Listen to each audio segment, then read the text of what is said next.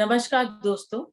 आज वासुदेव कुटुंबकम के मंच पर मैं सीमा आनंद आपका हार्दिक स्वागत करती हूँ। दोस्तों, यह सृष्टि वासुदेव कुटुंब की है। हम सब एक परिवार हैं, पर आज की वर्तमान स्थिति में हम अपनी असली पहचान खो चुके हैं। अपने स्वार्थ और खुद को दूसरों से श्रेष्ठ समझने की सोच ने हमें इस मुकाम पर लाकर खड़ा कर दिया है कि आज हम सबके बीच रहते हुए भी अकेले हो गए हैं। हमारा ये मंच आप सभी को एकाकार करने के लिए बाहें फैलाए खड़ा है। इस प्यारे से मंच पर मैं आप सबका हार्दिक स्वागत करती हूँ। आज हमारी चर्चा का विषय है पर्यावरण की रक्षा, संपूर्ण सृष्टि की सुरक्षा। यह तो हम सभी मानते हैं कि हमारा जीवन पूर्णतः पर्यावरण यानी एनवायरनमेंट पर निर्भर है। अच्छा और स्वच्छ वातावरण एक संपूर्ण, सुदृढ़ और स्वस्थ समाज का निर्माण करता है। लेकिन आजकल की स्थिति बहुत भयावह है। हम सभी स्वार्थी होकर माँ प्रकृति का दमन करने में लगे हुए हैं, जिसका खामियाजा हमें कोरोना जैसी महामारी के रूप में सौगात में मिला है। इसी ज्वलंत विषय पर चर्चा करने के लिए आज हमारे साथ उपस्थित हैं पर्यावरण विशेषज्ञ डॉक्टर मेहता नरेंद्र सिंह। डॉक्टर साहब, मैं सीमा आनंद आपका वासुदेव कुटुंबकम के मंच पर हार्दिक स्वागत करती हूँ। नमस्कार। आज हमारे पास उपस्थित हैं पर्यावरण विशेषज्ञ डॉक्टर नरेंद्र मेहता सिंह। डॉक्टर साहब, मैं सीमा आनंद आपका वासुदेव कुटुंबकम के मंच पर हार्दिक स्वागत करती हूँ। नमस्कार। नमस्कार सर। डॉक्टर साहब के बारे में कुछ कहना तो चिराग को रोशनी दिखाने के बराबर होगा। आप एक भू वैज्ञानिक हैं, एनवायरनमेंटलिस्ट हैं और हिंदी पर्यावरण साहित्यकार हैं। हरित वासुदेव बुक के एडिटर भी हैं और आप नालंदा विश्वविद्यालय के साथ पर्यावरण के कार्यरत भी हैं। ये हमारा सौभाग्य है कि हम आपके साथ रूबरू हो रहे हैं। कृपया हमें अपने कार्यकाल और अपने व्यक्तित्व के बारे में कुछ बताएं। जी डॉक्टर साहब। सर्वप्रथम नमस्कार। नमस्कार सर।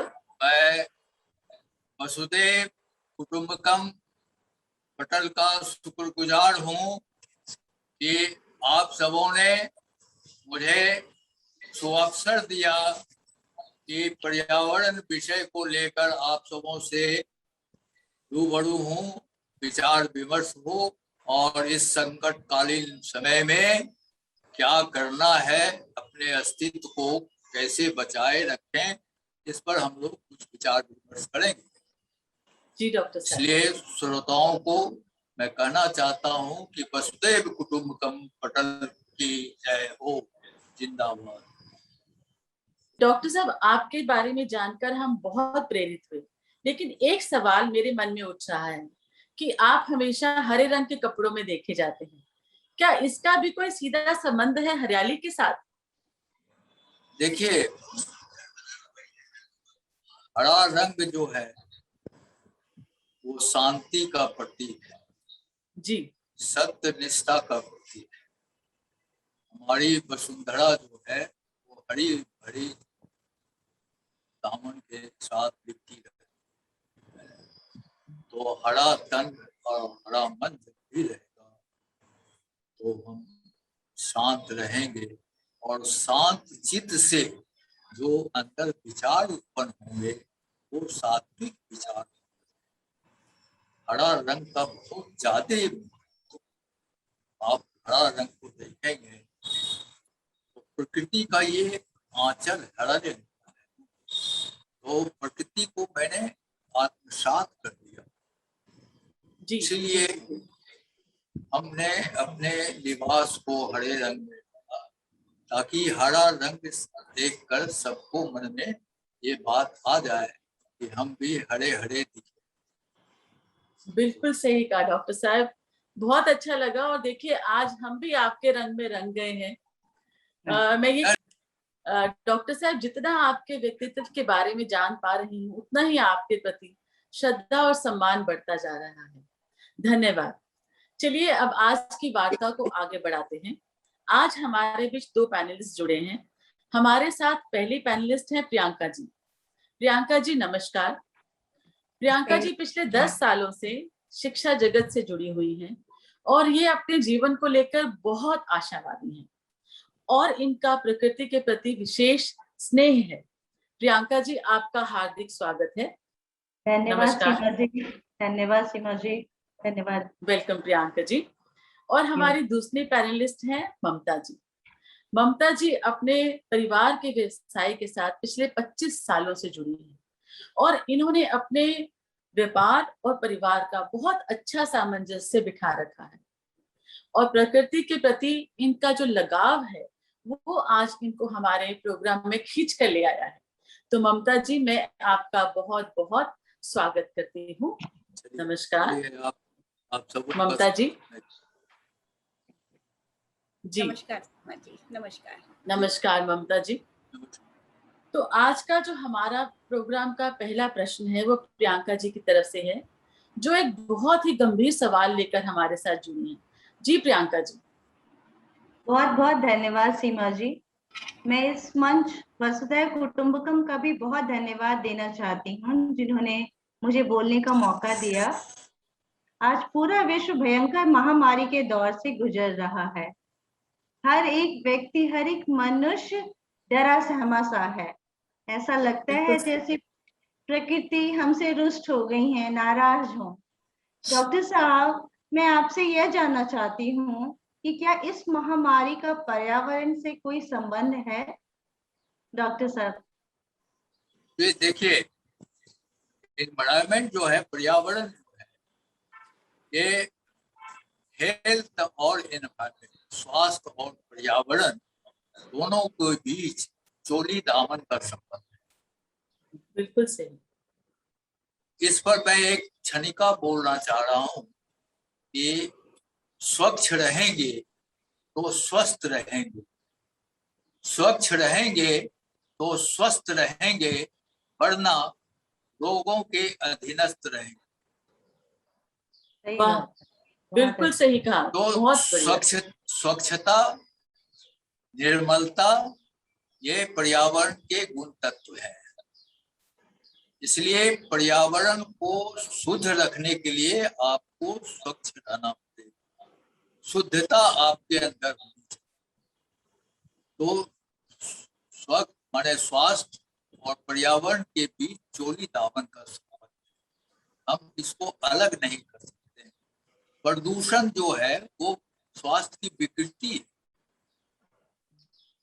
वो स्वस्थता ही प्रदूषण है। किसी अच्छी संरचना को हम विकृत कर देते हैं तो प्रदूषण। प्रदूषण का सीधा अर्थ है हस्ताक्षर, है ना, हस्ताक्षेप। अगर वायु है तो उसके जो रासायनिक संरचना वो निर्धारित है। अगर हम उसमें हस्तक्षेप करते हैं तो वायु प्रदूषित हो जाता है। जल की बात लीजिए, जल में अगर हम कीचड़ या कादो फेंकते हैं तो जल का जो रासायनिक संरचना है उसमें डिस्टर्बेंस आता है, तो हस्तक्षेप ही प्रदूषण है। तो स्वास्थ्य के साथ खिलवाड़ का मतलब होता है अपने जीवन अस्तित्व के साथ खिलवाड़। इसलिए सेहत के लिए स्वच्छ पर्यावरण का बना रहना बहुत ही आवश्यक है। मैं समझता हूँ सीमा जी कि मैं 1 मिनट में पर्यावरण के बारे में, चूंकि आप लोग शिक्षिका हैं, खास करके प्रियंका जी, ममता जी, और हमारा प्रथम पाठशाला मेरा अपना घर होता है। सबसे पहले घर से पढ़ाई शुरू की। तो पर्यावरण हजारों विषय के मध्य एक मात्र ऐसा विषय है जो हमारे जीवन अस्तित्व से सीधे जुड़ा जी। और कोई विषय नहीं है। हम सांस लेते हैं शुद्ध वायु, जल पीते हैं, भोजन प्राप्त करते हैं, ये सारा जीवन तत्व क्षिति जल पावक गगन समीरा से जो 5 तत्व से शरीर बना है, इस पांचों तत्व के साथ हमारा समन्वय, हमारा संतुलन हमेशा बना रहना चाहिए। जी जी जी तब जी। आप आहार विचार, जैसा भोजन वैसा विचार, जैसा आहार वैसा विचार, ये ग्रंथ में भी कहा गया है। इसलिए आपका जो प्रश्न है स्वास्थ्य और पर्यावरण के बीच क्या संबंध है, वो जोड़ी दावन का संबंध है। एक दूसरे के बिना नहीं कोई अस्तित्व है। तो जीवन अस्तित्व के लिए स्वस्थ रहना और स्वस्थ रहने के लिए स्वच्छ पर्यावरण का रहना नितांत आवश्यक है। जी बिल्कुल सही। बहुत खूब कहा आपने सर। कितनी सरलता से आपने यह समझा दिया कि कोरोना तो एक परिणाम भर है जो हमने अपनी प्रकृति की छेड़छाड़ के कारण पाया है। असल में हम तो प्रकृति के अंश मात्र ही हैं। आज हमारी प्रतिरोधक क्षमता के कम होने के पीछे हमारा खान पान, रहन सहन ही तो है। हम सापेक्ष निर्भरता को असल में भूल चुके हैं और सिर्फ स्वार्थ सिद्धि में लगे हुए हैं। हमारी व्यक्तिवादी सोच बढ़ गई है। बिल्कुल सही। अभी जो आप कोरोना की बात कर रही है ना, तो ये कोरोना का सीधा संबंध जो है हमारे हमें से प्रतिरोधक क्षमता से। कोई भी रोग जब तक शरीर की प्रतिरोधक क्षमता कायम रहती है, कोई रोग आक्रमण नहीं कर सकता है। तो भौतिकता में आकर आपाधाई में जो जीवन हम लोग जी रहे हैं, फास्ट फूड खा रहे हैं, पौष्टिकता आहार का खत्म कर दिए हैं, रासायनिक खाद का प्रयोग करके, इस तरह से धीरे धीरे हमारे शरीर की प्रतिरोधक क्षमता जो है ना, वो कमजोर होती गई। तो जब शरीर कमजोर रहेगा और बाहर का आक्रमणकारी अगर बलवान रहेगा, नस्ती पराजित हो जाएंगे। तो कोरोना के साथ वहीं पर अटैक किया अधिकतर मेरी जानकारी में कि जिसकी इम्यूनिटी कमजोर है वो उससे परास्त। आपको मैं साक्ष्य दूंगा, उदाहरण के साथ कहूंगा। मेरे बगल में 500 गज पर एक फूस महल कॉलोनी है, 500 लोग रहते हैं उसमें। मैंने फूस महल कहा, उसका झोपड़ी है। 500 में 200-150 बच्चे हैं, किसी को कुछ नहीं हुआ। और मैं डॉक्टर्स कॉलोनी में आए, मेरे 9 डॉक्टर गुजर गए। जी जी जी तो जी। इम्यूनिटी, उसकी प्रतिरोधक क्षमता हम लोगों से बहुत ज्यादा है। इसलिए कोरोना फूस महल कॉलोनी में घुसने से डर रहा। बिल्कुल सही कहा आपने डॉक्टर साहब कि ये स्थिति के जिम्मेवार भी हम स्वयं ही हैं और घबराए हुए भी हम ही घूम रहे हैं। तो समय अभी है कि हम चेत जाएं तो शायद कुछ संभाल सकते हैं। धन्यवाद डॉक्टर साहब। अब हमारा अगला प्रश्न ममता जी की तरफ से है। जी ममता जी। बहुत बहुत धन्यवाद सीमा जी। बहुत बहुत मैं तहे दिल से वासुदेव कुटुंबकम के इस मंच को नमन करती हूँ और आभार प्रकट करती हूँ जिन्होंने आज हमें अपनी बात रखने का मौका दिया। सीमा जी, आप भी दिल्ली में ही रहते हो? बिल्कुल ठीक कहा आपने। तब तो आप अच्छी तरह जानते होंगे और हम सब जानते हैं कि दिल्ली अब दिल वालों का नहीं, हादसों का शहर बन गया है। जी। पॉल्यूशन का तो ये आलम है कि आसमान भी धुंधला सा दिखाई देने लगा है। जगह जगह कूड़े का ढेर जलाया जा रहा है, कहीं पलाली जलाई जा रही है, कहीं गड्ढे खोदे जा रहे हैं, कहीं अनगिनत गाड़ियों के धुएं इतने ज्यादा प्रदूषित कर दिए हैं पूरे वातावरण को कि उसका कुछ कहा ही नहीं जा सकता, जहां सांस लेना हमारे लिए मुश्किल हो गया है। जी। और इन सब के बीच लोगों को भयानक से भयानक बीमारी का सामना भी करना पड़ रहा है। सर, मैं आप जैसे विद्वान पर्यावरण विशेषज्ञ से यह जानना चाहूंगी कि इन समस्याओं से पर्यावरण की रक्षा कैसे की जाए। जी सर। देखिए ममता जी, आप जी दिल्ली में रहते हैं, देश का दिल है, हम सभी का दिल दिल्ली है, लेकिन दिल में कालापन जब आ गया है, उस काली को साफ करना हम सामान्य जनता के बस की बात नहीं। नहीं।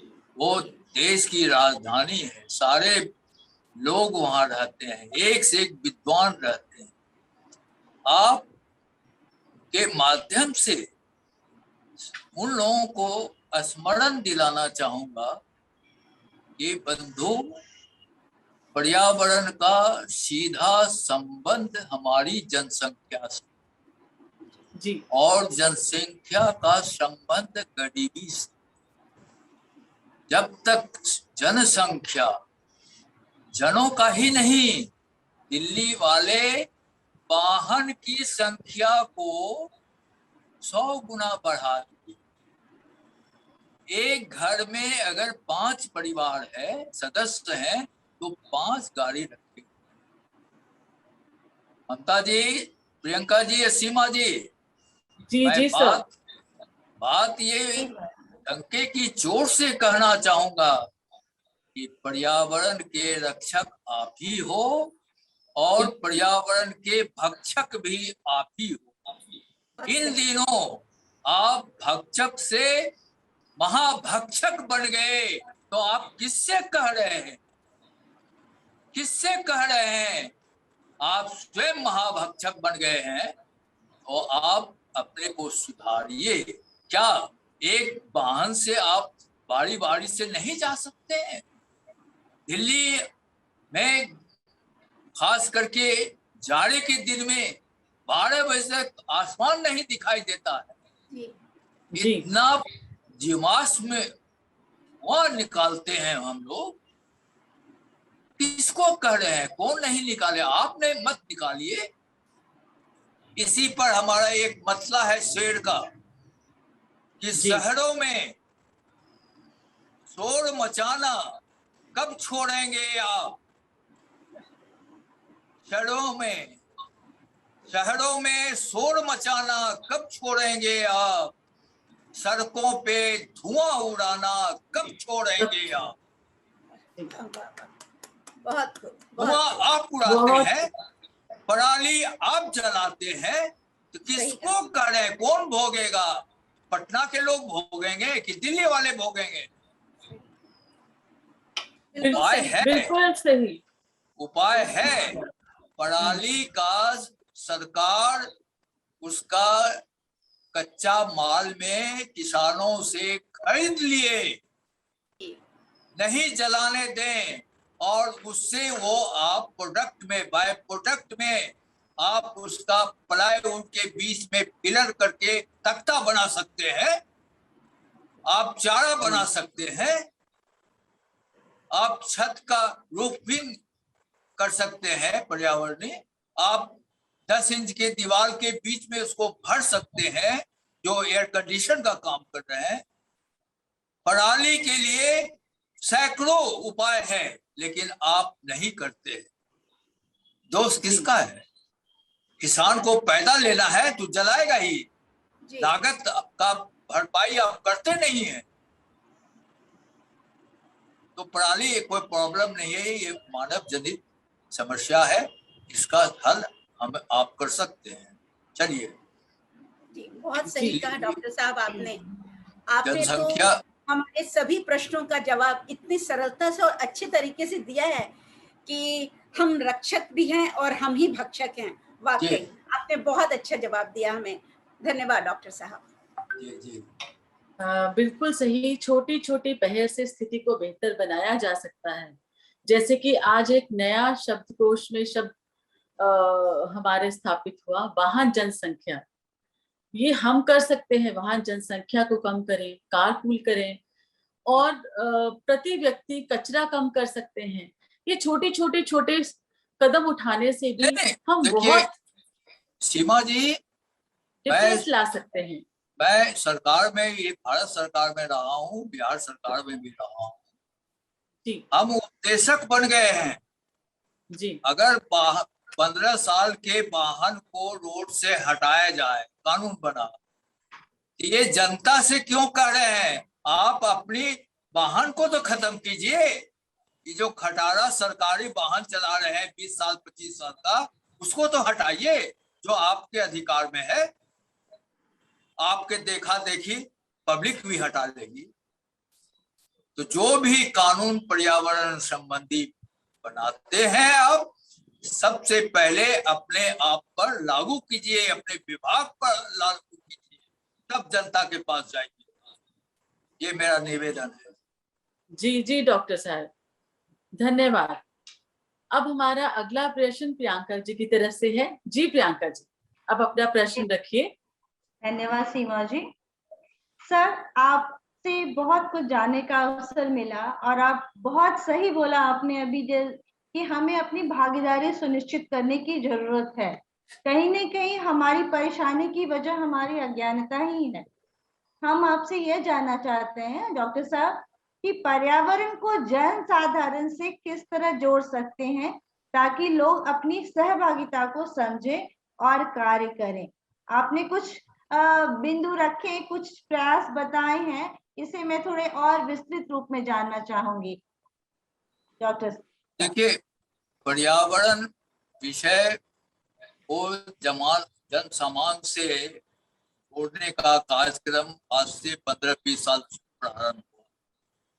सारे स्कूल कॉलेज में पर्यावरण शिक्षा की पढ़ाई। ये सौभाग्य मुझे मिला यूनिवर्सिटी ग्रांट कमीशन के सौजन्य से कि पूरे यूनिवर्सिटी में पर्यावरण शिक्षा का फाउंडेशन सिलेबस तैयार किया। मैंने निष्ठापूर्वक काम किया और university grant commission, supreme court के माध्यम से सारे स्कूल कॉलेज में पर्यावरण शिक्षा की पढ़ाई शुरू हो गई। तो जन चेतना के लिए शिक्षा का होना जरूरी है। तो पर्याप्त जन सामान के लिए जब बच्चे पढ़ेंगे पर्यावरण विषय को, नेचुरली घर में चर्चा होगी। तो शिक्षा के माध्यम से जन सामान को जानकर जागृत करना बहुत आसान होता है। तो जन सामान से जुड़ने के लिए पर्यावरण शिक्षा का प्रचार प्रसार हो, इसे अनिवार्य कर देना चाहिए। इसलिए कि पर्यावरण विषय जो है हमारे जीवन अस्तित्व से सीधे जुड़ा हुआ है। अगर मेरा बस चले, इस विषय को मैं अनिवार्य, कंपल्सरी, और इसी पर्यावरण वैज्ञानिक विषय को सरल भाषा में अबोध जनमानस के बीच प्रचार के लिए पर्यावरण साहित्य सृजन का मैंने आंदोलन किया।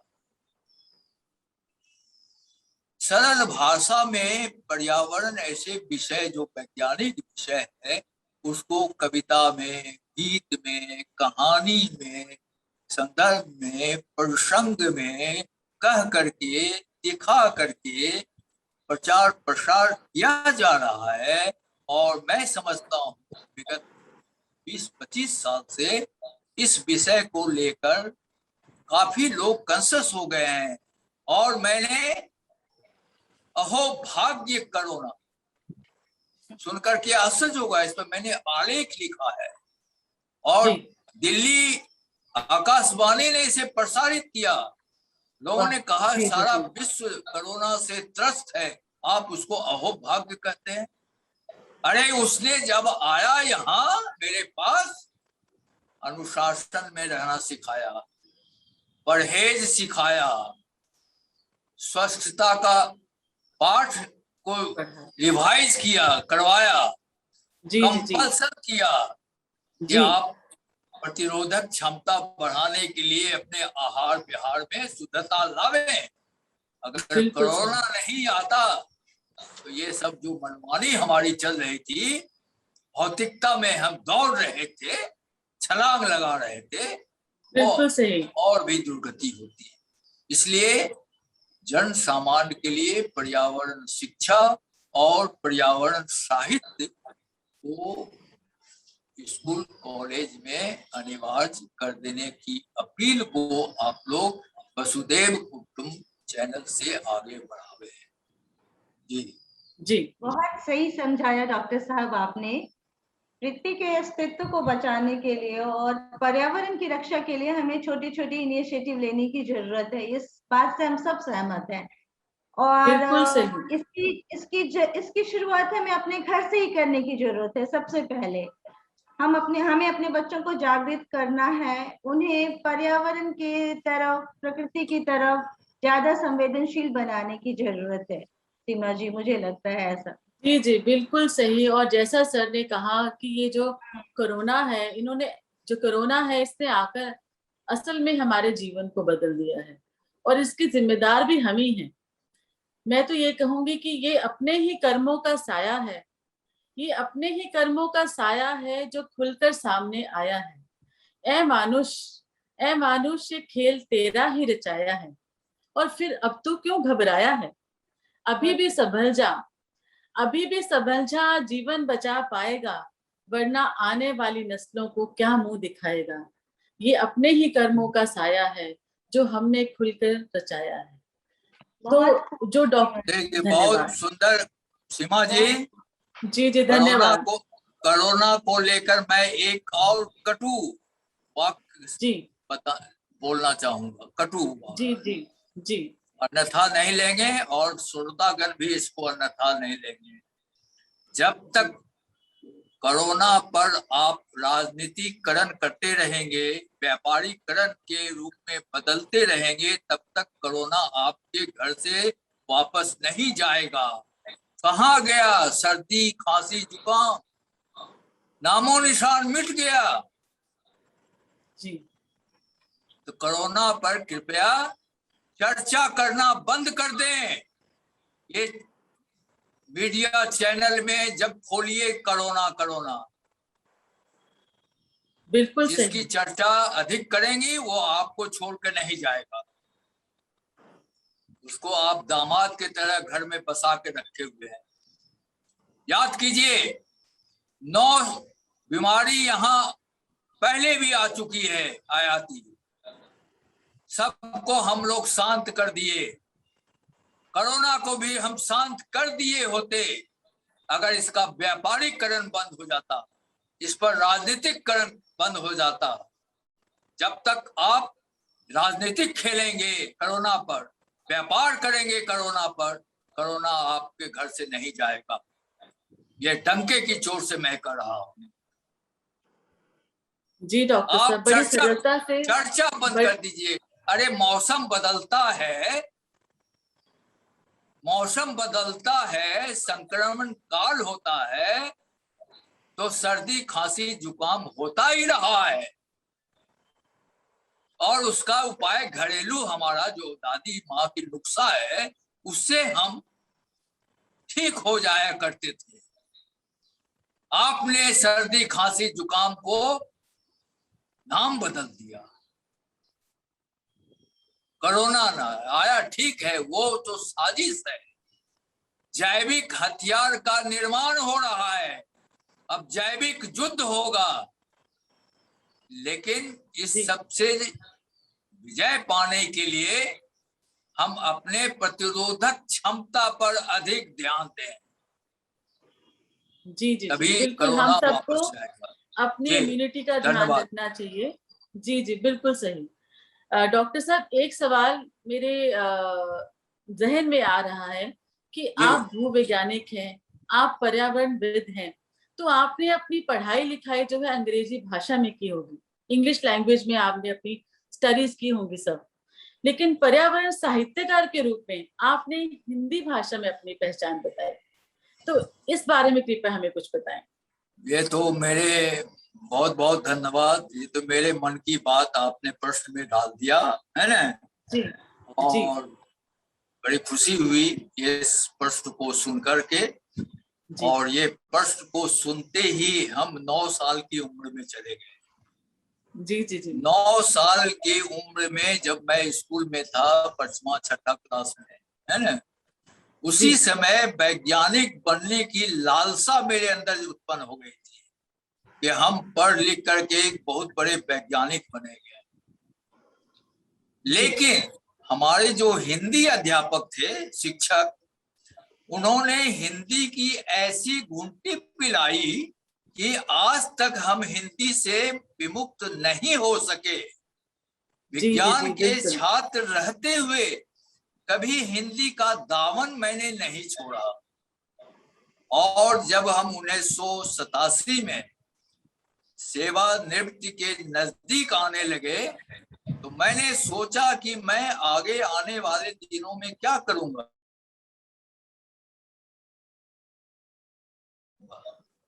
जी जी जी जी। और हिंदी हमारी मातृभाषा है। इसी हिंदी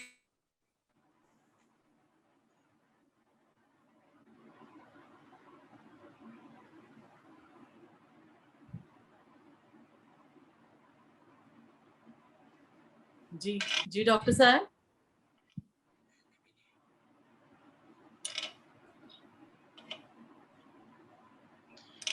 सर्कस के माध्यम से तो हिंदी हमारी मातृभाषा है जी, तो हिंदी का दामन हमने कभी छोड़ा नहीं।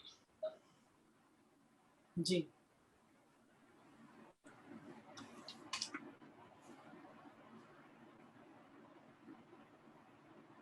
और 1914 से हिंदी की सेवा करने का व्रत लिया।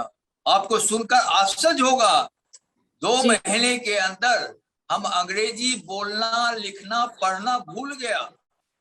जी जी चालू शब्द, जो चालू रोजमर्रे का शब्द है उसको हम बोल लेते हैं लेकिन लिख नहीं सकते हैं। ये सरस्वती की, ये प्रकृति की कृपा हुई।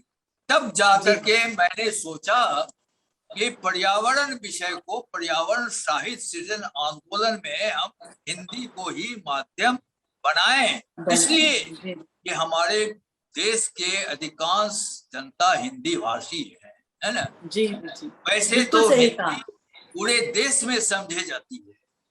साउथ बिहार का, जब साउथ इंडिया का जब ने पर्यावरण सिलेबस बनाने का भ्रमण किया तो हम सब दिन सब जगह हिंदी ही बोलते रहे, किसी ने आपत्ति नहीं किया। ये हिंदी हमारी मातृभाषा है सर। जी बिल्कुल। राजनीतिक इशू है जो हमारी हिंदी राष्ट्रभाषा नहीं बन सकी। तो हमारे हर चीज में आप राजनीतिकरण करिएगा तो वो दिक्कत है।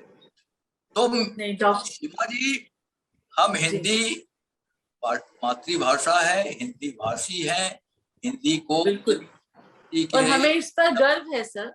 प्रकृति के समक्ष मैंने आत्मसात किया और हमारा लेखन जो है पर्यावरण पर हिंदी में ही हम पढ़ाते हैं। हिंदी में भी किताब देखिए, बेल पत्र है, इसमें 50 गीत हैं, 50 गजलें हैं, 250 दोहे हैं पर्यावरण का, है ना। जी जी जी।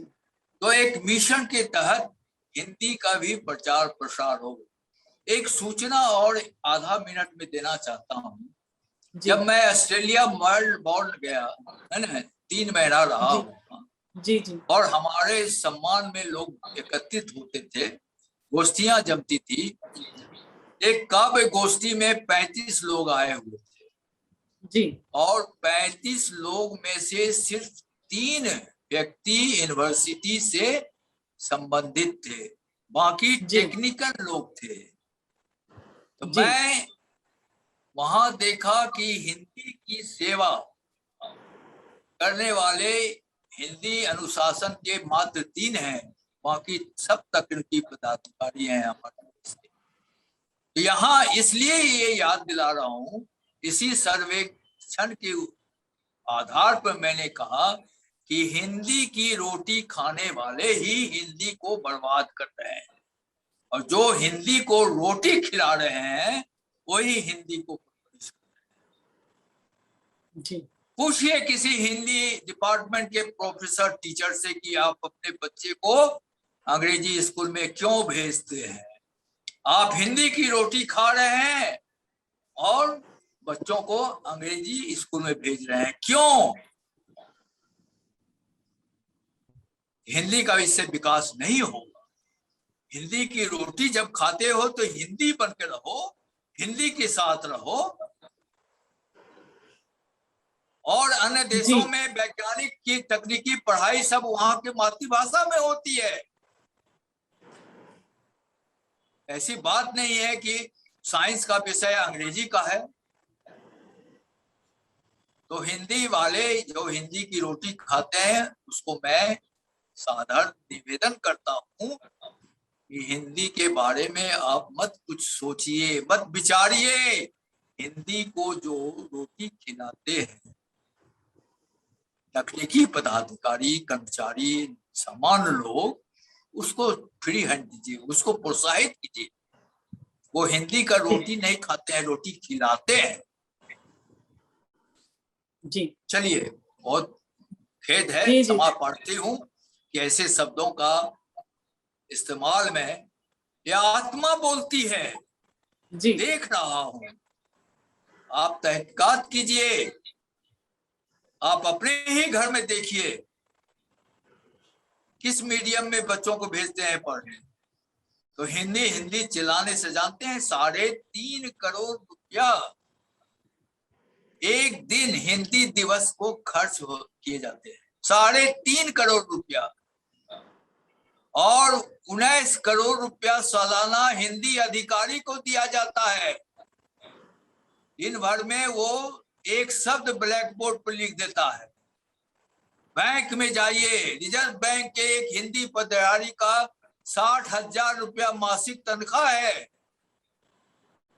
हर एक बैंक में हिंदी पदाधिकारी है, हर एक अंडरटेकिंग में हिंदी पदाधिकारी है। क्यों खर्च कर रहे हैं? उससे अच्छा है कि हिंदी की किताबें आप विद्यार्थियों को निःशुल्क दीजिए। प्रेमचंद की कहानी संग्रह, रेणु की कहानी संग्रह, शरद चंद्र का कहानी संग्रह, ये खरीद करके आप बच्चों को दीजिए। सारी जनता के पास जाइए, वो हिंदी में हो जाए। जी जी जी डॉक्टर साहब, बहुत बहुत धन्यवाद आपके विचारों को हमारे साथ साझा करने के लिए। हिंदी रचनाकार बनने का आधार या लिखने का आधार मेरा यही है। जी जी जी जी जी। अब अगला प्रश्न ममता जी की तरफ से है। जी ममता जी। जी धन्यवाद सीमा जी। डॉक्टर साहब, आज हम जी सब ज्यादातर लोग बहुमंजिले इमारतों में रहते हैं, फ्लैट सिस्टम ज्यादा हो गया है। यहाँ पर पेड़ पौधे लगाने की ज्यादा सुविधाएं तो होती नहीं है, मगर इच्छा तो बहुत होती है सबकी। ऐसे में हम किस तरह पेड़ पौधे लगाएं और घर में ही उत्तम कोटि का खाद कैसे तैयार करें ताकि हम घर में जो पेड़ पौधे लगाए हैं उससे अच्छी तरह फलीभूत कर सकें और हमारे घर के जो वेस्टेज है उसका भी यूज हो जाए। कृपया इस पर प्रकाश डालें डॉक्टर साहब। देखिए ममता जी, एक कहावत है, मैं मुहावरा कहावत का काफी प्रयोग करता हूँ विनोदी भाषा संवाद में। एक कहावत है, मन चंगा तो कठौती गंगा। जी। अगर आपका मन है कि हमारे घर में पेड़ पौधे हों, पेड़ नहीं पौधे हों, है ना, पेड़ भी, अगर मानसिक रूप से आप तैयार हैं तो रास्ता आप स्वयं खोज लेंगे। मैं भी शहर में रह रहा हूं, आप कम से कम अपने फ्लैट में, आप फ्लैट में रह रही हैं, अपार्टमेंट में हैं, आपके पास बालकोनी है, आपके पास 4 दीवारें हैं, आपके पास छत है आप यहाँ बागवानी कर सकती है। अगर आप ग्राउंड धरातल तल पर हैं तो आप बागवानी भी कर सकते हैं, गृह वाटिका करने में। तो छोटे छोटे जो मेडिसिनल प्लांट हैं आप अपने ड्राइंग रूम में डिजाइन करके, रैक बना करके, उसमें एक पॉट रख करके आप मनी प्लांट, एलोवेरा, तुलसी, है ना, ये सब पौधे आप रोपित कर घर में लगा सकते हैं। छत पर आप बिल्कुल सही। बड़ा नाद लेकर के, है ना, 10-12 नाद रख करके मिट्टी डाल करके पौधे पपीता का खेती कीजिए, सब्जी उगाइए। लोग कर रहे हैं। पटना शहर बिल्कुल, में बिल्कुल। डॉक्टर्स कॉलोनी में 115 परिवार हैं। मैंने करीब 25 के छत रूफ गार्डन का निर्माण कराया है। जी नए बाजार से सब्जी लाने की जरूरत नहीं होती। पपीता भी उपजाते हैं, अमरूद भी उपजाते हैं और आम्रपाली आम भी खाते हैं। तो मन चंगा तो कठौती गंगा। बहुत बहुत अब रही एक प्रश्न आपका खाद निर्माण का, जी जी तो आपका रसोई घर जो है अपना, है, जी वो दवा खाना है। जी सबसे बेहतर दवा खाना है।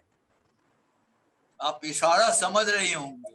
तो बिल्कुल उससे जो कचरा निकलता है, जी आप उसको गीला और सूखा अलग करके, है ना, आप एक बड़ा सा गमला बनाए रखिए। अच्छा उस कचरे को, छिलका वगैरह जो है उसमें डालिए, थोड़ा सा बगल में मट्टी रखिए, उसको छिड़क दीजिए, है ना। इस तरह से हफ्ता भर में एक गमला आपका भर जाएगा। उसको साइड कर दीजिए, फिर दूसरा गमला लाइए।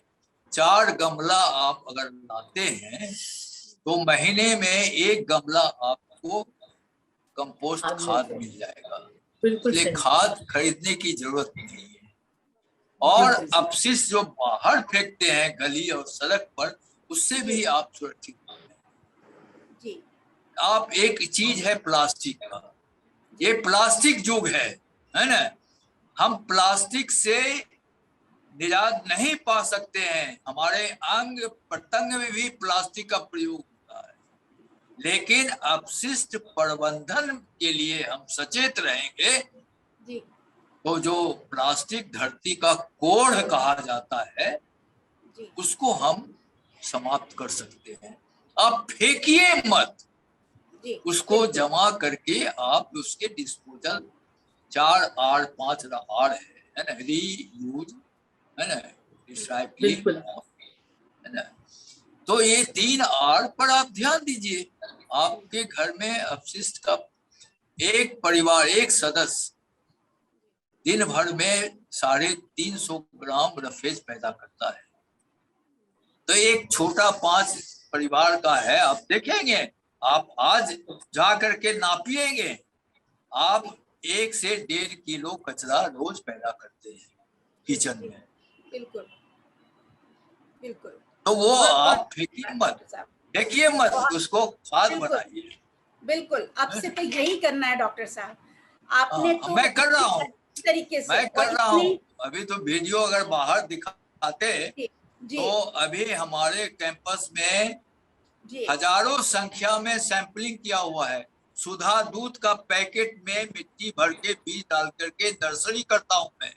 अरे और बाबा, 5 किलो जी का जो आटा है ना, जी जी जी उसका जी। गमला बनाता हूँ।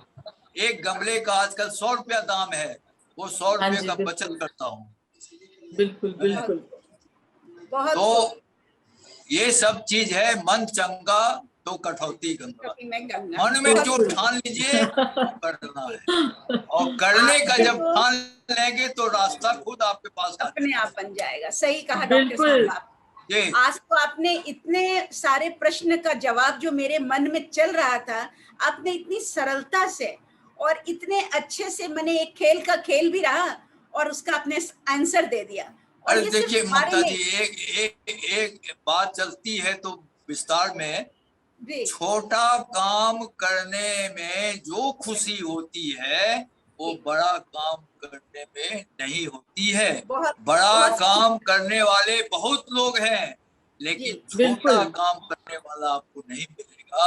अगर आप छोटा काम ही करती हैं तो जी आपको संतोष मिलेगा, और संतोष से अच्छी नींद आएगी, और अच्छी नींद से आपकी सेहत अच्छी रहेगी। आप स्वस्थ रहेंगे तो पर्यावरण को भी स्वच्छ बनाए रखेंगे।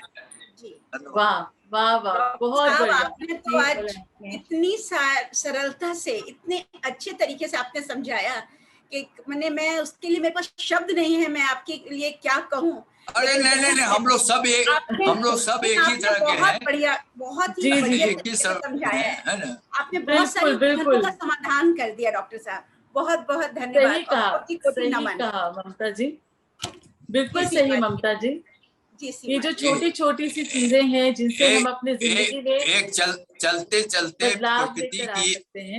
चलते मेरी प्रतिबद्धता है, 15 सेकंड टाइम और चाहिए हमें। ये मेरी प्रतिबद्धता है, या तो प्रकृति की चेतावनी शुरू में कहूँ या अंत में कहूँ जी। तो अंत में मैं प्रकृति की चेतावनी आप सबों के बीच फिर से परोसना चाहता हूँ कि धूप हवा पानी पर टिकी है जिंदगानी। धूप हवा पानी पर टिकी है जिंदगानी, इसे प्रदूषित करने की मत कर नादानी। अगर किए नादानी जीना मुश्किल होगा, अगर किए नादानी तो जीना मुश्किल होगा, और बिना तड़पे मरना भी मुश्किल होगा, और बिना तड़पे मरना भी मुश्किल होगा। आज कोरोना तड़पा के मार रहा है। ये प्रकृति की चेतावनी को आत्मसात, यही हमारा सादर निवेदन है। जी, बिल्कुल सही कहा आपने सर, बिल्कुल सही कहा। और आपके विचारों के साथ मिलता जुलता मैं कहना चाहूंगी जो आज हमने इस वार्ता से ग्रहण किया। भरोसा है छोटी सी पहल से जहां को संवार लेंगे, बेहतर जीने के तरीके जान लेंगे। भरोसा है कदम तो बढ़ाओ, ना सिर्फ किस्सों से बहलाओ।